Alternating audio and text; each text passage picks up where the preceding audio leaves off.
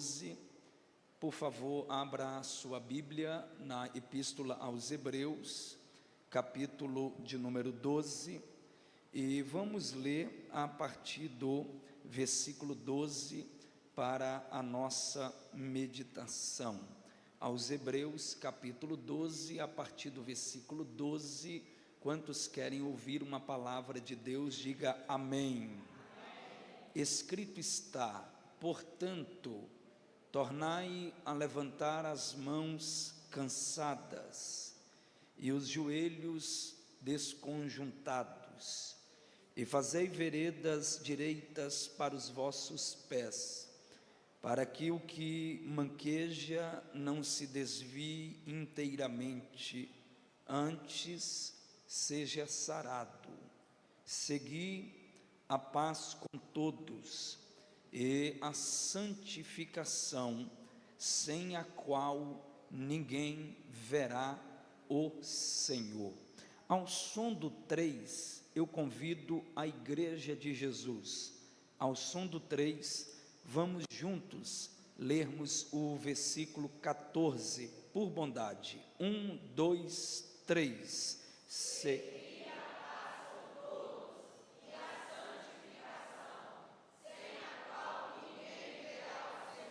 Quantos podem dizer amém? Amém?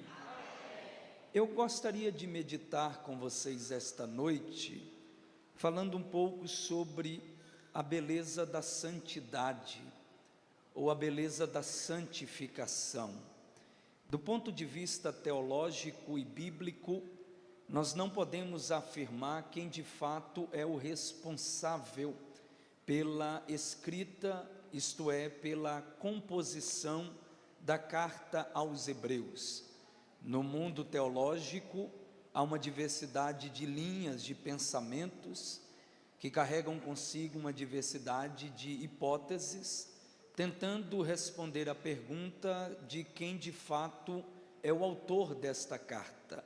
Mas uma coisa é certa, há um princípio que emana desta epístola, que embora não saibamos quem foi o responsável, humanamente falando, sobre a composição desta epístola, uma coisa é certa, que a carta aos Hebreus, por sua vez, é uma das cartas mais extraordinárias do Novo Testamento.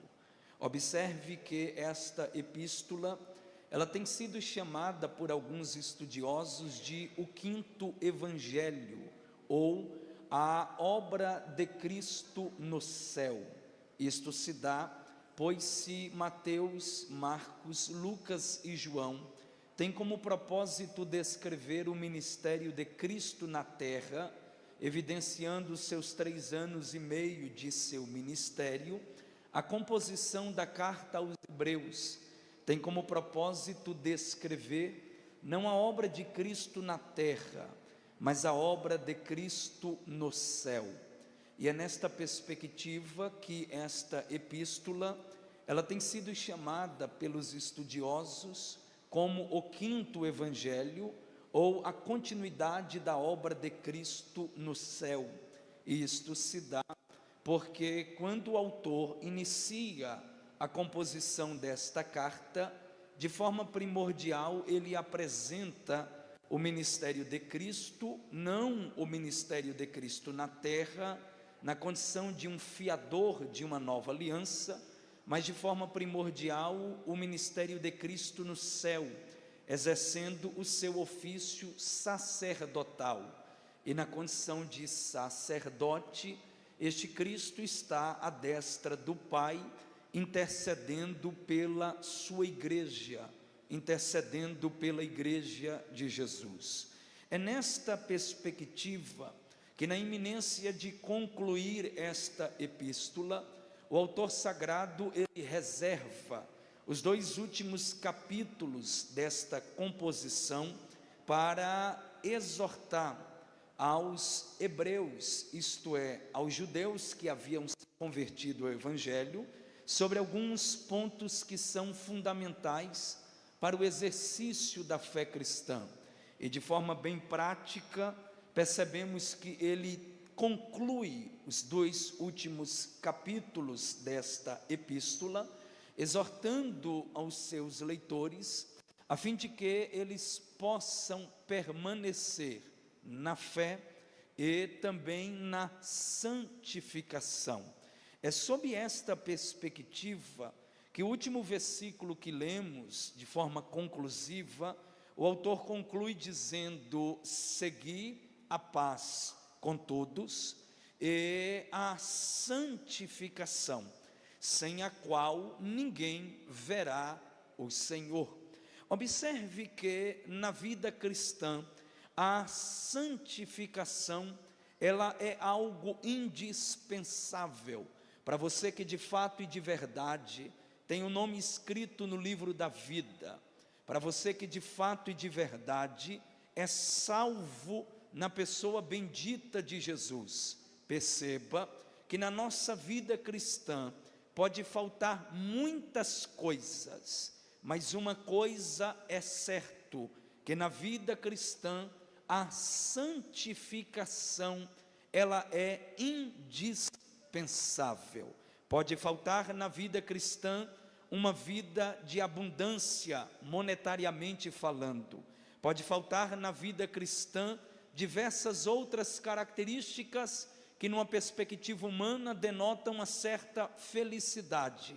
Mas uma coisa é fato: a santificação é algo indispensável na vida cristã. E por que é algo indispensável? Pois vida cristã é sinônimo de santidade. E o que é santidade? Basicamente, ser santo não é ser perfeito. Basicamente, ser santo não é estar isento de erros e falhas. Basicamente e teologicamente e biblicamente, ser santo é ser separado de tudo aquilo que nos separa de Deus. É lógico que no exercício da vida cristã, às vezes a nossa veste vai se sujar. E por que ela vai se sujar? Porque nós somos pobres e miseráveis pecadores. O bem que nós queremos fazer, às vezes não fazemos. E o mal que nós não devemos fazer, acabamos de cometê-lo. Mas uma coisa é certa: quando vivenciamos uma vida de santificação, ainda que nossas vestes se sujem por um breve momento de tempo, refletindo a mácula do pecado e a nossa natureza pecaminosa, de uma coisa temos certeza: a palavra de Deus, o bendito Espírito Santo, Ele está disposto a aplicar em nós esta santificação. E por que na vida cristã a santificação é indispensável? Eu me lembro do pastor Antônio Gilberto, escrevendo o livro Teologia Sistemática Pentecostal, publicado pela CPAD, e o pastor Antônio Gilberto descreve a salvação em duas perspectivas. A primeira perspectiva da salvação, nós podemos chamá-la de a salvação no seu sentido factual, isto é, o aspecto objetivo da salvação. O segundo aspecto, ou a segunda perspectiva da salvação, nós podemos chamá-la de seu sentido experimental. E nesta segunda perspectiva, nós estamos destacando aqui agora não o aspecto objetivo da salvação, mas o aspecto subjetivo da salvação, ou seja, a salvação no seu aspecto objetivo se refere a Deus. A salvação no seu aspecto subjetivo se refere a nós. A salvação no seu aspecto objetivo se refere a Deus como o doador desta salvação, pois a salvação é uma dádiva de Deus dispensada ao homem unicamente por sua graça. A salvação, no seu aspecto subjetivo, se refere ao homem, mesmo não sendo merecedor, mesmo não sendo digno, este homem recebendo esta dádiva chamada salvação. E por que eu destaco isto? Porque olhando para os dois aspectos da salvação, nós encontramos a marca da santidade, nós encontramos a marca da santificação. Sim, a salvação no seu aspecto objetivo, ela é um fato, e sendo um fato, ela tem consigo 3 aspectos. E quais são estes aspectos? Número 1, justificação. Número 2, regeneração. Número 3, santificação. Cada um destes aspectos, do sentido objetivo da salvação, revela-nos algumas verdades. Quais? A justificação declara-nos que somos justos. Somos justos não por causa de nossas obras, somos justos não por causa dos nossos atos de justiça, que são trapos de imundícia. Somos justos unicamente por causa da graça de Jesus. Se a justificação declara que somos justos, a regeneração declara que somos filhos. Porque uma coisa é certa, meus irmãos: antes da cruz éramos escravos do diabo.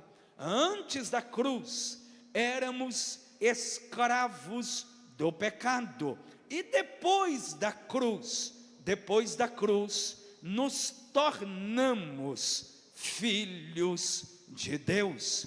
E por que nos tornamos filhos de Deus? Porque o Evangelho, ele tem um poder. E qual é o poder do Evangelho? Entra João na sua narrativa dizendo: ele veio para o que era seus, mas os seus não o receberam, mas a todos quantos o receberam, deu-lhes um poder. E qual é o poder, João? Poder de serem chamados filhos de Deus. Uma coisa é certa, é que antes da cruz, mantenha só meu retorno, por favor, é que antes da cruz éramos escravos do diabo, é que antes da cruz éramos escravos do pecado, mas depois da cruz nós recebemos um espírito de adoção, e recebendo este espírito de adoção, nós podemos clamar e dizer: Abba, Pai. A regeneração declara que nós somos filhos. Se a regeneração declara que nós somos filhos, há um terceiro aspecto do sentido objetivo da salvação. E que terceiro aspecto é este? A santificação. Se a justificação diz que somos justos, se a regeneração diz que somos filhos, a santificação diz que na pessoa de Jesus nós somos santos. Logo, enxergamos a santificação neste sentido objetivo da salvação, mas também enxergamos a santificação no sentido subjetivo da salvação. Se no sentido objetivo da salvação, a salvação é um fato, sendo um fato tem 3 aspectos. No sentido subjetivo da salvação, a salvação, por sua vez, ela tem 3 tempos. E que tempos são estes? Passado, presente e futuro. Passado revela o que Deus fez por nós. Presente revela o que Deus vem fazendo em nós. Futuro aponta-nos para o que Deus fará em nós. Quando olhamos para o passado, encontramos a justificação, o que Ele fez por nós, tornando-nos justos. Quando olhamos para o futuro, encontramos a glorificação, isto é, aquilo que Ele fará em nós, na eternidade, na glória do porvir. Mas quando olhamos para o presente, nós encontramos a santificação, e encontrando a santificação, nos deparamos com aquilo que Deus vem fazendo em nós, aquilo que Deus, por intermédio do seu Santo Espírito, vem aplicando em nós. É diante disso que se tem algo que não falta no seio da igreja, e eu não falo de qualquer igreja, eu falo da igreja que vai morar no céu, eu falo da igreja que ouvirá o toque da trombeta soar, eu falo da igreja que estará com Cristo nas mansões celestiais. Se tem algo que não falta no seio da igreja do Senhor, é a santificação. E por que a santificação não falta no seio da igreja do Senhor? Olhe para o projeto chamado igreja, e você vai ver que a igreja não é projeto de homens, irmãos. A igreja não é resultado de uma composição filosófica. A igreja não é resultado de uma equação matemática. Não, a igreja é resultado de um projeto divino. É por isso que não tem homem macho que seja capaz de parar a marcha da igreja, porque a igreja não pertence a homens, a igreja pertence a Deus, e já que pertence a Ele, a santificação é indispensável. E por que é indispensável? Porque neste projeto chamado igreja, nós encontramos a ação do Pai, a ação do Filho e a ação do Espírito neste projeto chamado igreja. A igreja tem um arquiteto, e quem é o arquiteto da igreja? É o Pai. A igreja foi arquitetada na eternidade. De igual forma, a igreja tem um fundador. E qual é o fundador da igreja? É Cristo, no alto da cruz. Quando ele brada, Pai, está consumado, está havendo a fundação da igreja. De igual forma, a igreja tem um habitante, a igreja tem um morador, porque o Espírito Santo não é visita na igreja, o Espírito Santo, ele habita no meio da sua igreja.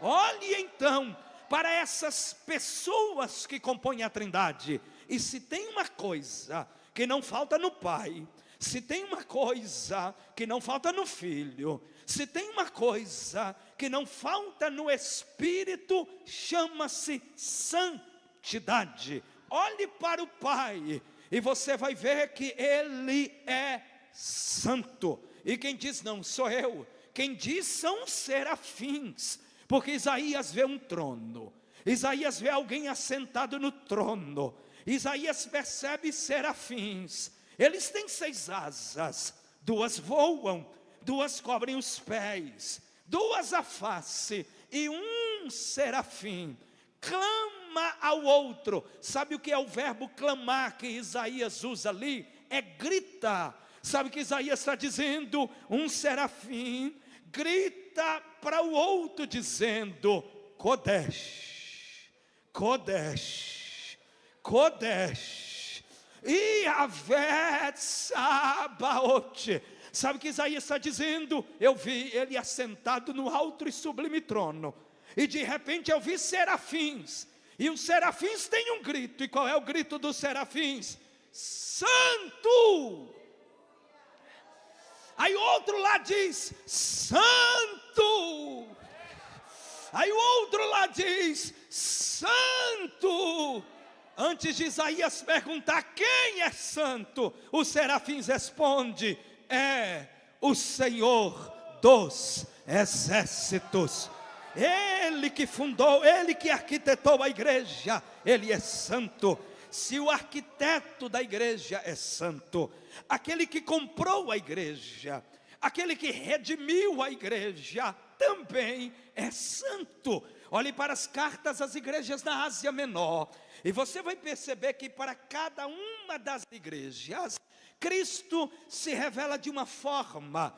Quando ele se revela à igreja de Filadélfia, ele diz à sua igreja, ele se apresenta à igreja como aquele que é santo. Logo, o Pai é santo, o Filho é santo. Jesus está com os discípulos e diz: eu não vou deixar vocês órfãos, eu vou rogar ao Pai que envie o outro Consolador, porque eu estive com vocês por 3 anos e alguns meses, mas quando o outro Consolador vier, ele estará com vocês para todo sempre. Quem é o outro Consolador? Ele tem um nome. E qual é o nome do outro Consolador? Espírito Santo. Percebeu? Quem arquitetou a igreja é santo, quem comprou a igreja é santo, e quem habita no meio da igreja também é santo. Aí não tem outra, meus irmãos. Se quem comprou a igreja é santo, se quem arquitetou a igreja é santo, e se quem prepara a igreja para ir morar no céu também é santo, não dá outra. O que é que a igreja necessita ser? Santa. É por isso que o autor entra dizendo: segui a paz com todos e a santificação, sem a qual ninguém verá o Senhor. Quantos podem erguer as mãos aos céus e dar glória àquele que é santo? Em que consiste, aleluia, a beleza da santidade? Em primeiro lugar, a beleza da santidade se consiste na pessoa de Deus. Olhe para a Bíblia e você vai ver que esta santidade se consiste na pessoa de Deus, pois o salmista, no Salmo 22 e no verso 3, diz que o caráter de Deus não é outra coisa senão santo, pois ele diz: porém tu és santo.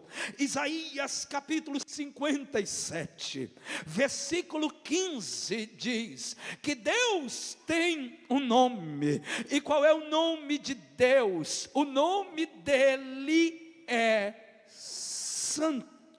Nós encontramos esta santidade não somente no caráter de Deus, não somente no nome de Deus, mas também encontramos esta santidade nas palavras de Deus, nas obras de Deus. Até no reino de Deus nós encontramos esta santidade, pois o salmista disse no Salmo 47, versículo 8, que Deus se assenta sobre o trono da sua santidade. Eu gosto disso, meus irmãos, porque quando o salmista escreve o Salmo 47, verso 8, ele descreve a santidade do trono. Ele está dizendo que a essência do trono de Deus não tem outra coisa. Qual é a essência do trono de Deus? A essência do trono de Deus chama-se santidade. Se o trono de Deus é santo, a pergunta que fica é: Por quê? O trono de Deus é santo. Chego à conclusão que o trono de Deus é santo